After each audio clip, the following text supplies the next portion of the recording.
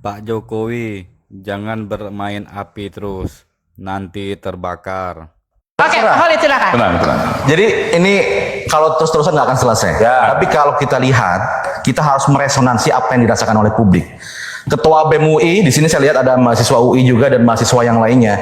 Ketua BEM UI kemarin menyatakan keluarganya mengalami intimidasi karena dia mengkritik kebijakan putusan dari MK. Ini adalah suara publik. Please, para politisi dengarkan suara publik. Dengarkan apa yang dirasakan publik. Kalau kita hanya berlogika, logika elit, maka resonansi, aspirasi, apa yang dirasakan oleh publik, itu tidak akan sampai. Dan inilah yang harus kita lakukan. Kalau kita bicara tentang MK, pengadilannya bukan pengadilan hukum, tapi etik. Etika, kenapa etika? MK yang etik. MK. Pengadilannya ada etik. Kenapa etik? Karena kita bicara tentang moral standar.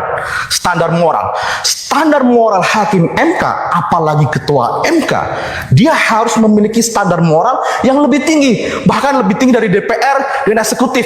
Persyaratan menjadi hakim MK, dia harus menjadi negarawan. Eksplisit disebutkan di sana. Maka ini masalah etik, masalah legitimasi moral itu menjadi hal yang sangat-sangat krusial buat hakim MK. Tapi kan produknya tidak bisa diapa-apain. Itu bicara legal. Oke. Tadi Juru Bicara udah clear tadi disampaikan tadi kan. Secara hukum, secara legalitas oke.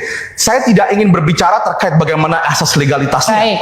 Tapi kita bicara bahkan MK itu menunjukkan terkait moral standar. Standar moral inilah yang harus menjadi penopang tegaknya konstitusi di negeri kita. Oke. Ini bukan masalah Gibran atau bukan Gibran. Oke. Ini adalah masalah standar moral etika yang harus ditegakkan. Baik. Itu yang harus menjadi catatan kita. Rakyat benar-benar jenuh, muak lihat kecurangan seperti ini.